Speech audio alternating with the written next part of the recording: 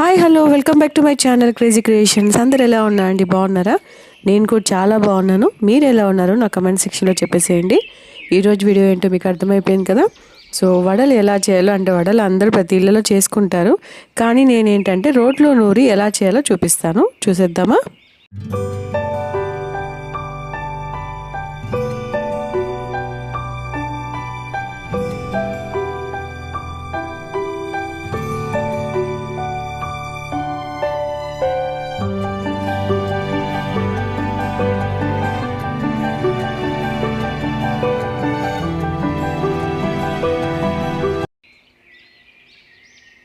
ముందుగా ఇలా ఉద్దిపప్పు తీసుకోవాలండి. ఒక 4 to 5 hours నానుంచుకుంటే బాగా వస్తాయి.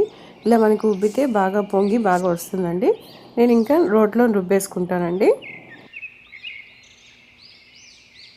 మాది చాలా చిన్న రోల్ అండి, చాలా ఈజీగా మెదిగిపోతుంది. సో నేను ఇలా ఏమైనా వంటకాలు చేసుకోవాలనుకుంటే మిక్సీని ప్రిఫర్ చేయను ఎక్కువ. సో రోట్లో రుబ్బుకొనే చేసుకుంటాను. నేను మామూలుగా ఇడ్లీకి దోశకి కూడా నేను ఈ రోట్లోనే వేసుకుంటానండి. సో ఇలా చేసుకుంటే చాలా టేస్టీగా వస్తాయి. ఇడ్లీ అయితే చాలా ఉబ్బుతాయండి, అంటే ప్లఫీగా బాగా వస్తాయి. నెక్స్ట్ దీంట్లో కొంచెం అల్లం వేస్తున్నాను. అల్లము, పచ్చిమిరపకాయలు, మిరియాలు ఇలా అంటే రుబ్బేటప్పుడు వేసుకుంటే మనకి బాగా కలిసిపోతుందండి. ఇలా కొంచెం నేను వేసుకుంటున్నాను, చూస్తున్నారు కదా. నేను 3 గ్లాసులు తీసుకున్నాను. సో ఉద్దిపప్పు, వాటికి ఇంత సరిపోతుంది. అంటే మిగతా మనం మిక్స్ చేసుకుంటాము, ఇవి రోట్లో వేసుకుంటే సరిపోతుంది.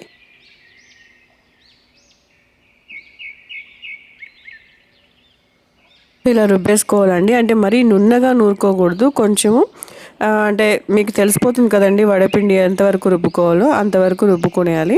సో ఇక్కడ ఒకటి ఏంటంటే నేను అసలు వాటరే వేయలేదండి. వాటర్ వేయకూడదు. వాటర్ వేస్తే ఏంటంటే ఆయిల్ ఎక్కువ పీల్చేసుకుంటుంది, మనకి బాగా రావు కూడా, టేస్ట్ బాగుండదు.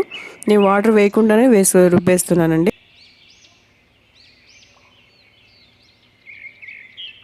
సో ఇలా మొత్తం తీసేసుకుంటున్నాను.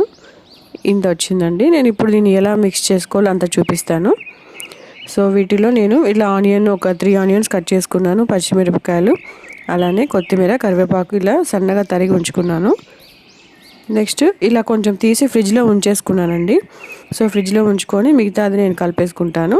అంతలోపల మనకి ఆయిల్ వేడెక్కేస్తుంది కాబట్టి ఆయిల్ వేసేస్తున్నాను.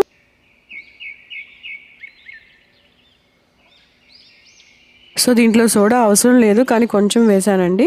సో ఫస్ట్ వేసిన సోడా, నెక్స్ట్ ఉప్పు వేసుకుంటున్నాను.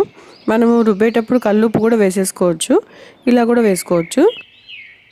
సో కొంచెం వేసుకొని ఎక్కువ వాటర్ వేయకుండా ఇలా కొంచెం కరిగించుకున్నట్టు వేసుకొని బాగా కలిపేస్తున్నాను అండి. ఇవన్నీ కూడా మనం ఏదైతే తరిగించుకున్నామో అవన్నీ కూడా వేసి ఒకేసారి కలిపేసుకుందాము. మనకి రోట్లో వేసి రుబ్బుకుంటే అడ్వాంటేజ్ ఏంటంటే మనకి ఎక్సర్సైజ్ లాగా ఉంటుంది, అలానే రెస్టారెంట్లో తిన్న ఫీలింగ్ వస్తుందండి. చాలా క్రిస్పీగా చాలా బాగుంటుంది. ఒకసారి ఇలా ట్రై చేసి చూడండి.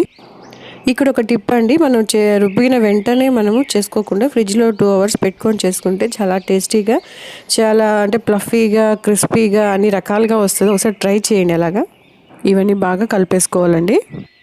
నెక్స్ట్ ఇక్కడ నేను పాలిథిన్ షీట్ తీసుకున్నాను అండి. సో మనకి సరుకులకు వస్తాయి కదా, ఆ కవర్ తీసుకొని ఇలా ఒక బౌల్ మీద ఉంచుకొని ఇలా నేను తట్టేసుకుంటున్నాను. చాలా సింపుల్గా చేసుకోవచ్చు. సో ఇక్కడ ఏంటంటే ఇలా మనకి అంటుకుంటుంది కాబట్టి జస్ట్ వాటర్ అలా డిప్ చేసుకొని మనం తీసి బాల్ లాగా ఇలా తట్టేసుకొని వేసుకుంటే సరిపోతుంది. సో ప్రతి ఇంట్లో చేసుకుంటారు. నేను ఎందుకు చూపిస్తున్నానంటే రోట్లో రుబ్బి చేసుకుంటే చాలా టేస్టీగా వస్తున్న ఉద్దేశంతో మీకు ఈ వీడియో చేస్తున్నాను. మీరు ఇలా ఒకసారి ట్రై చేయండి. అది కాకుండా మనం ఇప్పుడు ఇంట్లోనే ఉంటున్నాం కదండి, మనం అలా తింటూ కూర్చుంటే లావ్ అయిపోతాము. ఇలా చిన్న చిన్న ఎక్సర్సైజ్ చేసుకుంటే మనకి సో ఫిజికల్గా కూడా బాగుంటుంది. అందుకని నేను ఎక్కువ ఇలాంటివే చేస్తూ ఉంటానండి. ఇంట్లో ఖాళీగా అయితే అస్సలు ఉండను. ఇలా చేసేసుకోవడము, చిన్నగా అలా హోల్ పెట్టేసుకోవడము, సో వేయడం, అంతే. చాలా ఈజీగా అయిపోతాయండి వడలు.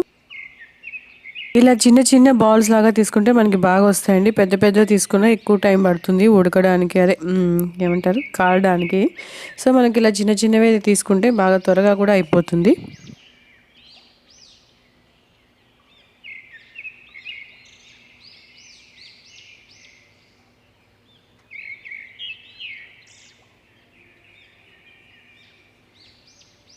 ఇలా ఒక్కొక్కసారి మనము ఒక బాండల్కి ఒక 10 వరకు వేసుకోవచ్చు అండి. అంటే చిన్న సైజు వేసుకుంటే, మరి పెద్ద వేసుకుంటే ఎక్కువ వేయలేము. ఇలా నాకు వంటలు చేయడం అంటే చాలా ఇష్టం అండి, అంటే పిండి వంటలు ఎస్పెషల్లీ. సో ఇలా స్టవ్, ఈ సెటప్, ఈ బాండలి బాగా నచ్చుతుందండి నాకు ఇలా చేసి పిల్లలకి పెట్టడం అంటే.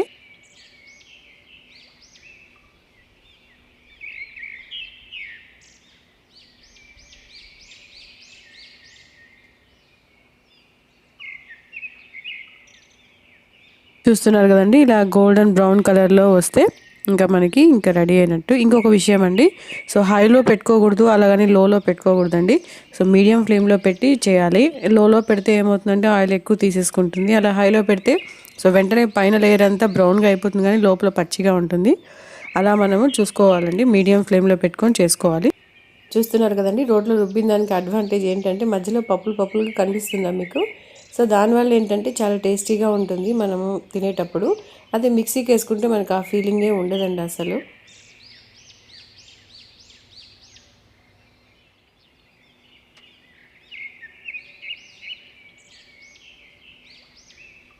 ఇలానే నేను మిగతావన్నీ కూడా చేసేసుకుంటున్నాను అండి.